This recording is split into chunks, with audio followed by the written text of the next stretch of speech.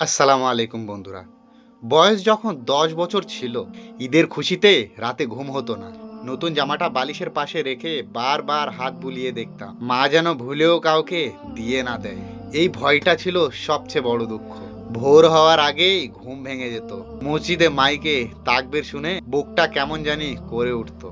মা ডেকে বলতো, ওঠ, ঈদের নামাজে দেরি হয়ে যাবে যে।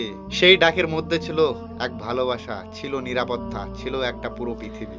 আজ ঈদের আগের রাতে ঘুম আসে ঠিকই, কিন্তু খুশিতে না, ক্লান্তিতে। নতুন জামা আছে ঠিকই, কিন্তু আয়নার সামনে দাঁড়িয়ে আর হাসি আসে না। কারণ যে মানুষটা আমাকে ঈদের সকালে জাগাতো, সেই ডাক আর আসে না। এখন আর কেউ বলে না নামাজ পড়ে এসো, তারপর সেমাই খাবে।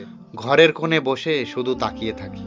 মোবাইলের স্ক্রিনে ভেসে ওঠে অন্যদের ঈদের হাসি, আর আমার ভেতরে জমে ওঠে এক নিঃশব্দ কান্না। ছোটবেলায় ঈদ মানে ছিল নতুন জামা, সেমাই, সালামি আর মায়ের হাসি।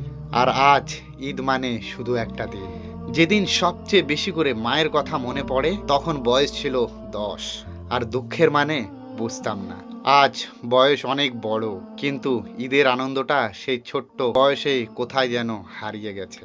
সবাইকে জানাই ঈদের অনেক অনেক শুভেচ্ছা ও ভালোবাসা। ঈদ মোবারক।